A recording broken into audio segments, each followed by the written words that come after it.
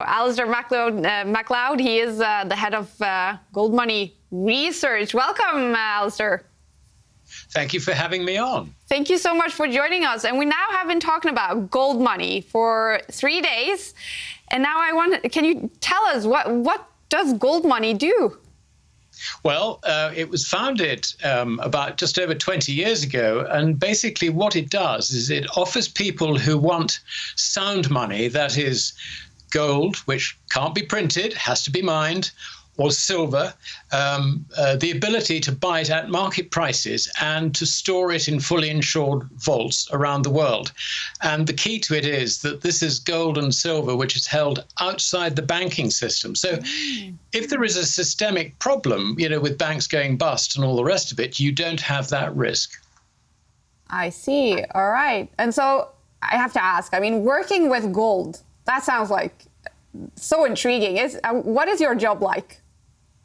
Well, I don't actually work with gold as such. I'm a writer, and I write about the economics of, if you like, of sound money. And it just so happens that sound money is gold. But you're right. Gold is fascinating. Yeah. Really, we all find it a fascinating thing.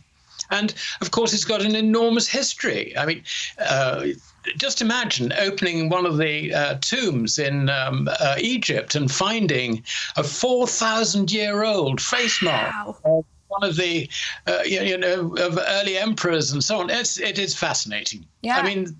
And of course, there's a Viking interest in this as well, because the Vikings used gold and silver as money. And it's recorded that property changed hands for money, and money was gold. This is so, it's a fascinating thing for Norway as well as for the rest of us. And working with chess and sports, I think of winning gold when I think about gold, but you also have you have a saying in Norway that, you are gold. When you really like someone, you would say that. And for jewelry, gold is maybe the most exclusive. Why does it have this huge status all over the world? I think it goes back. It goes back to gold and silver, because obviously silver is the second. Yeah. Third rather than bronze, but it goes back to these metallic elements as money. It's as simple as that. So, gold was the top. Gold was the money of kings. Silver was the money of the people, if you like, and copper was the money of the peasants, if we can look at it that way. So, in other words, you win gold, you're top dog. Yeah. And that I think is really what the connection is. So you've been talking a lot about gold and how valuable it is, and especially its prestigious history. But do you need a lot of money to invest in gold? No, you don't. The point about gold is that it is divisible. So you can buy down to one gram or even less. And on that basis, a gram is around about, I think, $40, $50, something like that. So it's not a huge amount of money.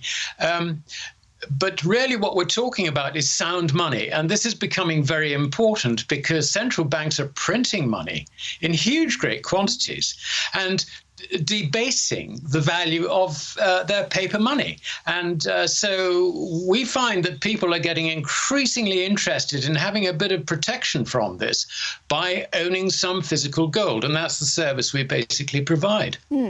And do you have any tips on for some of our viewers or newcomers like us on kind of the first step to investing on gold? Yeah.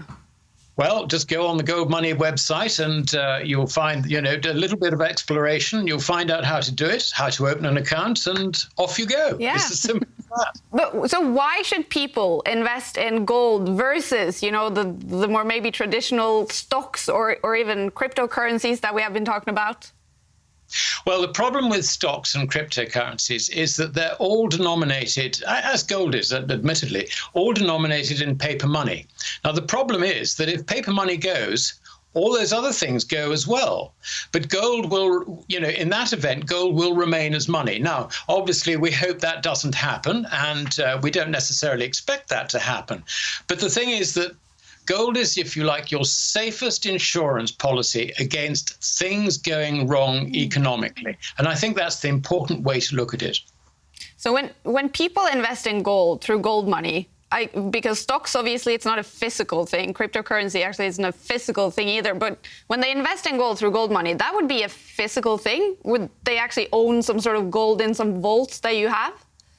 Exactly that. Wow. They own physical gold. And it's very important to draw the distinction between owning physical gold, which you can access and actually possess. I mean, you can get it delivered from the vault to you, compared with, let's say, paper gold, owning something which is a claim on gold. And of course, a claim is only as good as the counterparty who offers you the claim. So this is a very, very direct thing. Ownership of physical gold is very different from a claim on gold. And I think it's important to understand the difference. And so, okay, I have a little bit of a stupid question, I think, but I'm really curious about this. So what does it actually look like when you find gold? Because you would have to go into nature somehow, right, to find the gold? Yeah. Well, going way back when, gold was sometimes discovered in places like South Africa or even China. Marco Polo said of one province in China that gold nuggets could be picked up off the ground. I think he exaggerated a bit. So gold nuggets was one early form in which it was identified. And then when mining started, it would be in rocks following gold veins generally.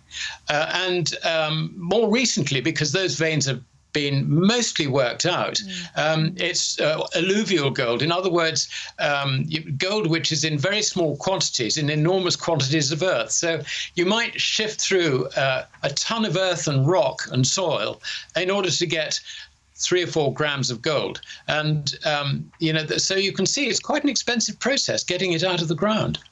I see. All right. And of course, we're talking about chess here, Alasdair. So a lot of chess players will own a little bit of gold because they won some gold medals, maybe even like trophies in gold. Are you interested in chess at all, or do you play? I haven't played for a long time, I must confess. I used to play my father sometimes, and I would very often win the first game, but my concentration didn't hold through to the second game. And I must confess that as a family, we tended to play cards. I mean, bridge was very much a family game, and also backgammon. Later on, I was really into backgammon. Yeah. So I need to take chess up again, have another look at it, because it is fascinating. And they set problems in the newspapers, and I look at the bridge problems, and I also look at the chess problems. I can generally work out and understand the bridge problems. I need a bit more work on the chess, though. Yeah. Do you have any quick tips for Alasdair then, David? I actually write some of the chess columns in these newspapers. So, just look for those direct moves, look for the checks and captures. That's the key. I will look out for them. and I bet also, Ivanka, that one very clear comparison with chess and gold is that history is such a huge impact in both of them. Alasdair telling us about the history of gold, but for chess as well, it's just such a big part of it. Yeah, definitely. I mean, the chess is such an ancient game, it has a huge pedigree. In fact, it's so ancient that no one knows how it came about. The chess historians are all arguing between themselves whether it came from China or India. And of course, gold, we all know the story about when Jesus was born and the 3 kings came and one of them brought them gold. And that's when it started, really, yeah. Well, yeah. And or even earlier. Even before that. And of course, in the Mayans as well, El Dorado, the king that was covered in gold. So definitely a lot of history. And with it comes stories. And stories, I think, are the essence of mankind. I agree. And so, okay, I have one more question, Alasdair, because a chess set, I mean, with the value of gold today, what would like a chess set in gold if all the pieces were in gold with like the normal size like this? What would a chess set in gold be worth? Well, it's an interesting question because it obviously depends on the size of the pieces. But as you've indicated, I would think that those pieces would probably weigh almost 3 ounces each, or an average. Obviously, pawns weigh less than, say, a king or a queen. But if we assume, say, 3 ounces each, because it's a very heavy metal, we're probably looking at about $150,000. Oh, wow! Something like that for both sides. Mind you, how you tell the difference between black and white with them all gold, I leave that to you to work out. So maybe we would have to have some silver as well then. Well, that would reduce the cost quite a lot. I mean, it's sort of almost halve it. Fantastic. Wow, $150,000. That's a lot. Well, Alasdair, thank you so much for joining us and teaching us about gold. Finally, I think we know a little bit more and we should invest. That's what we know. Indeed. Very nice talking to you. You too. Thanks for joining.